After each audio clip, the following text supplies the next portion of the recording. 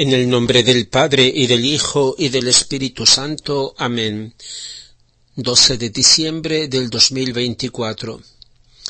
Queridos hermanos, el 12 de diciembre celebramos una particular fiesta de nuestra Madre, la Virgen de Guadalupe, porque en el proyecto de Dios esta aparición al humilde indio San Juan Diego tiene un significado y un valor profético extraordinario.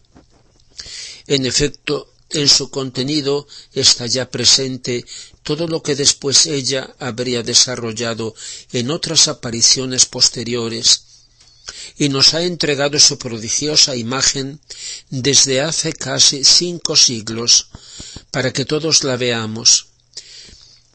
Pero tratemos de examinar su mensaje.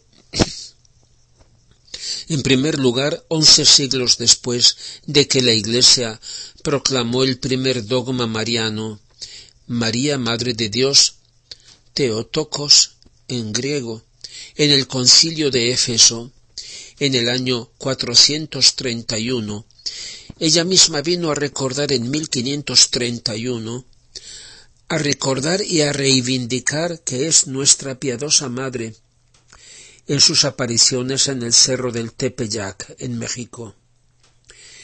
De hecho, no era suficiente venerarla como la gran Madre de Dios, sino amarla con el mismo amor filial de su Hijo, como nuestra piadosa Madre.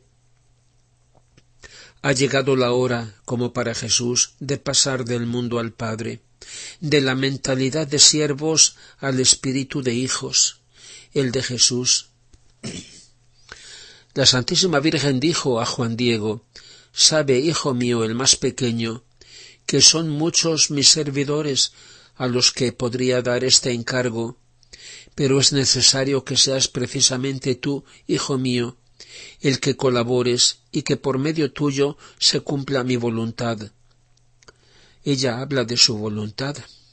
La voluntad de Nuestra Señora es la misma voluntad del Padre, del cual ella es la copia, la hija fiel, la perfecta imitadora.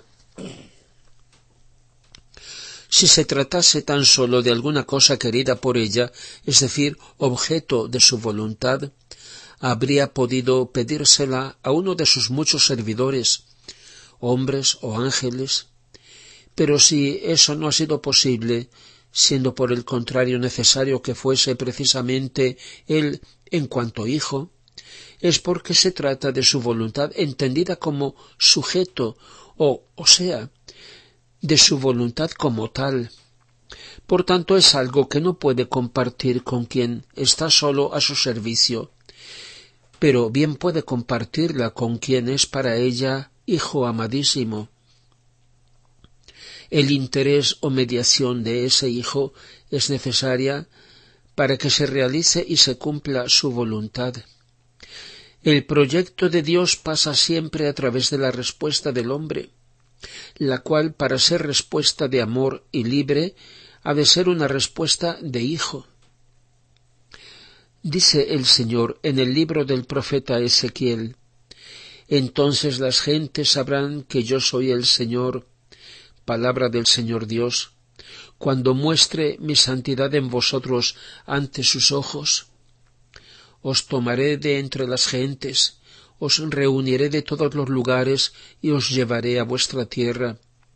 Os aspergeré con agua pura y seréis purificados. Yo os purificaré de todas vuestras suciedades y de todos vuestros ídolos.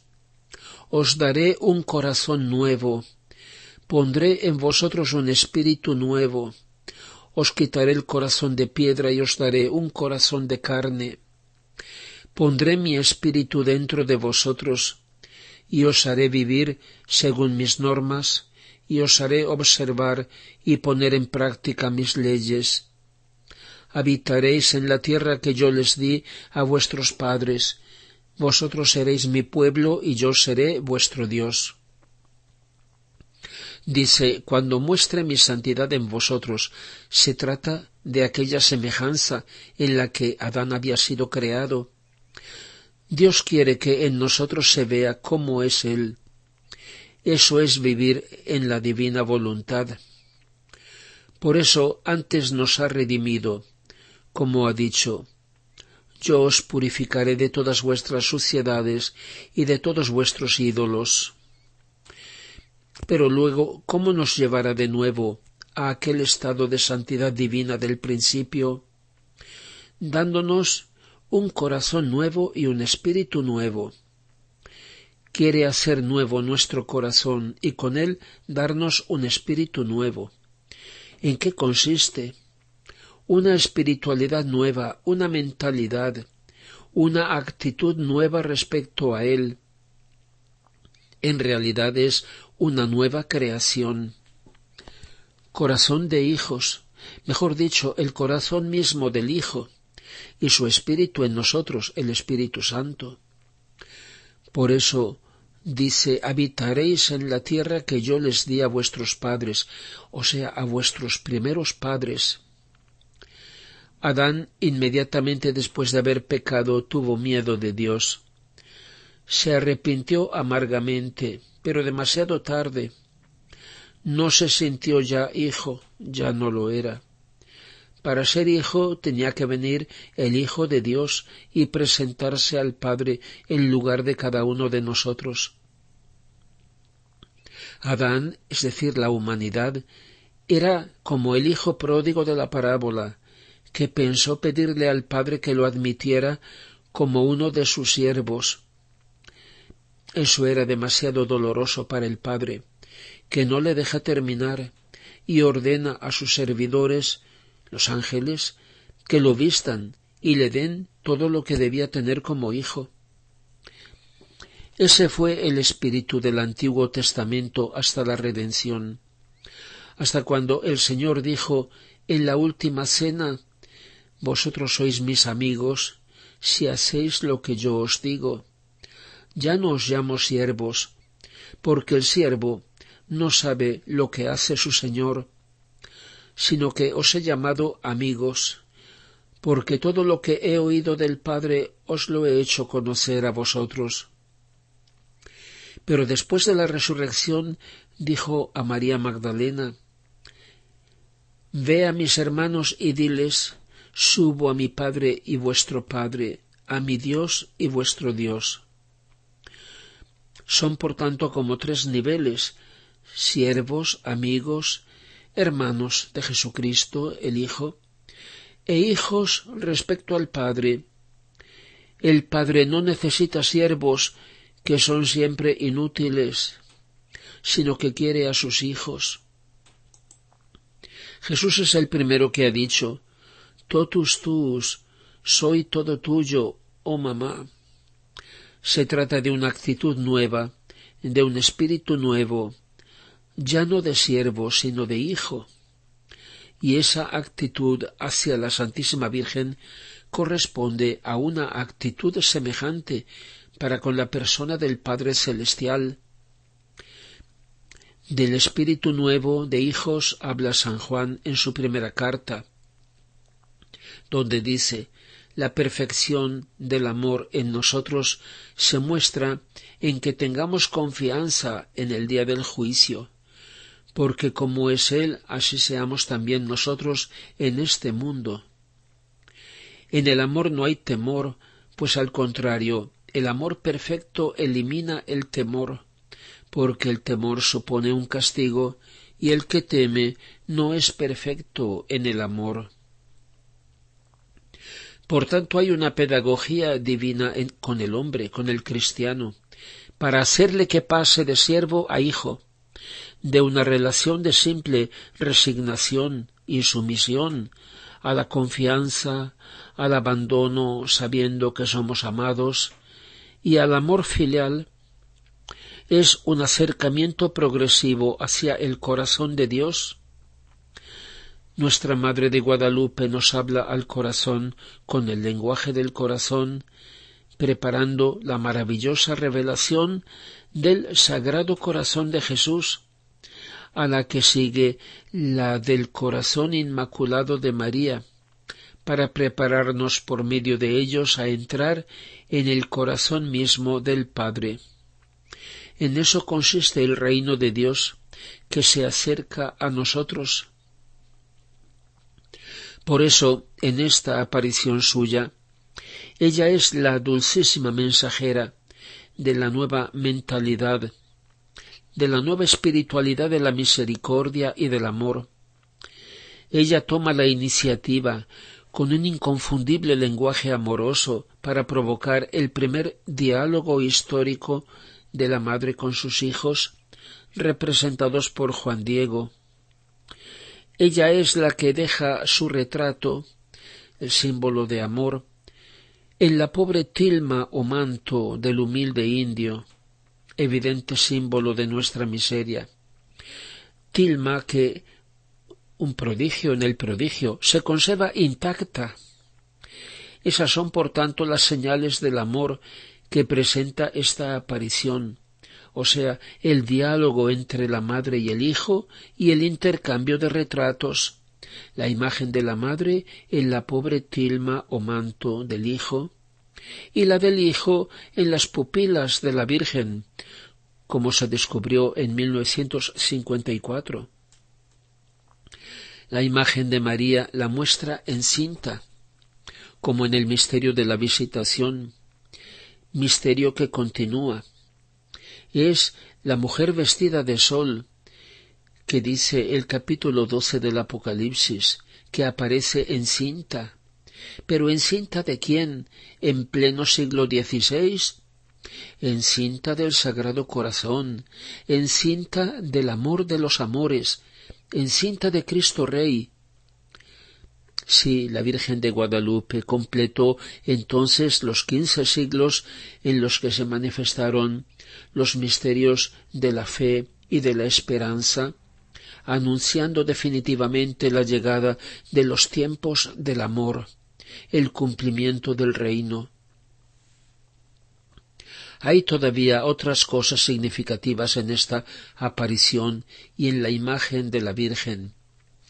Pero volvamos a meditar la mentalidad y la espiritualidad del siervo y la del hijo, la diferencia entre el hacer la voluntad de Dios y el vivir en ella. Y lo hacemos con este capítulo del 18 de septiembre de 1924, volumen 17 de Luisa Picarreta. Hija mía, no se quiere comprender. Vivir en mi voluntad es reinar. Hacer mi voluntad es estar a mis órdenes. Lo primero es poseer. La segunda cosa es recibir mis órdenes y cumplirlas. Vivir en mi querer es hacer propia mi voluntad como cosa propia, es disponer de ella. Hacer mi voluntad es considerarla solo como voluntad de Dios, no como cosa propia, y no poder disponer de ella como se quisiera. Vivir en mi voluntad es vivir con una sola voluntad, la de Dios, y siendo una voluntad toda santa, toda pura, toda paz, siendo una sola voluntad la que reina, no hay contrastes, todo es paz. Las pasiones humanas tiemblan ante esta voluntad suprema y quisieran escapar, no se atreven a moverse, ni a oponerse, viendo que ante esta santa voluntad tiemblan cielos y tierra. Así que el primer paso del vivir en el querer divino, que pone el orden divino, está en el fondo del alma, vaciándola de lo que es humano, de tendencias, de pasiones, inclinaciones y demás. Por el contrario, hacer mi voluntad es vivir con dos voluntades, y cuando doy la orden de cumplir la mía, la criatura siente el peso de su voluntad, que pone dificultades, y a pesar de que cumpla fielmente las órdenes de mi voluntad, siente el peso de la naturaleza rebelde, sus pasiones e inclinaciones. Y cuántos santos, a pesar de haber alcanzado la más alta perfección, sienten esa voluntad de ellos que les hace guerra, que los tiene oprimidos tanto que les hace gritar: ¿quién me librará de este cuerpo de muerte, o sea, de esta voluntad mía que quiere dar muerte al bien que quiero hacer? Bueno, aquí el Señor está citando a San Pablo en la carta a los Romanos y dice: vivir en mi voluntad es vivir como hijo, hacer mi voluntad es vivir como siervo. En el primer caso, lo que es del Padre es del Hijo, y muchas veces hacen más sacrificios los siervos que los hijos. A ellos les toca exponerse a servicios más fatigosos, más humildes, al frío, al calor, a viajar a pie. En efecto, ¿cuánto no han hecho mis santos para cumplir los mandatos de mi voluntad? Por el contrario, el Hijo está con su Padre, cuida de él, lo alegra con sus besos y caricias, manda a los siervos como si les mandara su Padre. Si sale, no va a pie, sino que viaja en carroza. Y si el Hijo posee todo lo que es del Padre, a los siervos no se les da más que el salario por el trabajo que han hecho. Quedan libres de servir o no servir a su dueño, y si no sirven, ya no tienen derecho a recibir ningún sueldo.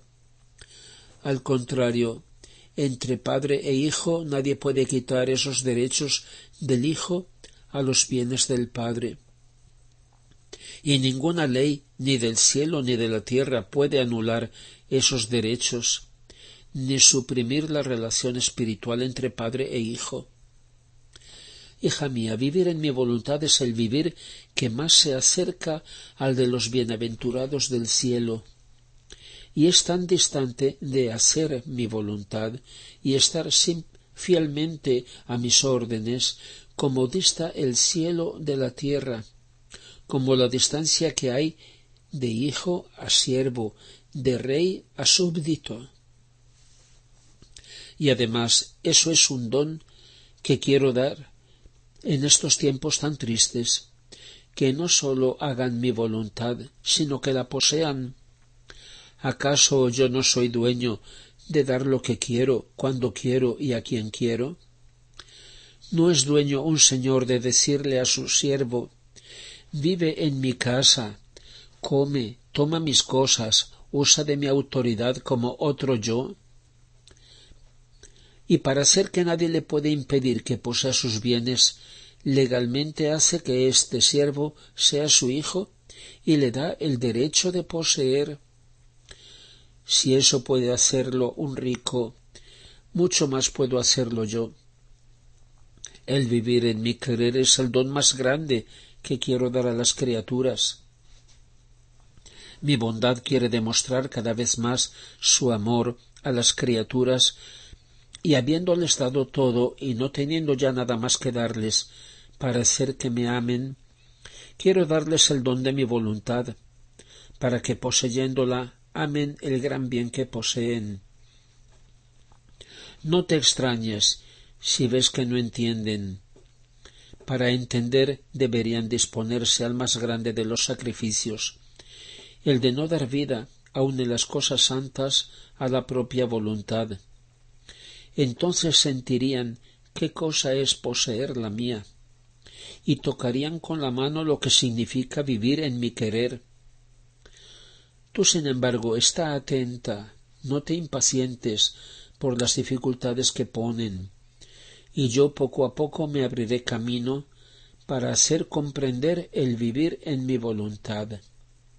Gloria al Padre, y al Hijo, y al Espíritu Santo, como era en el principio, ahora y siempre, y por los siglos de los siglos. Amén.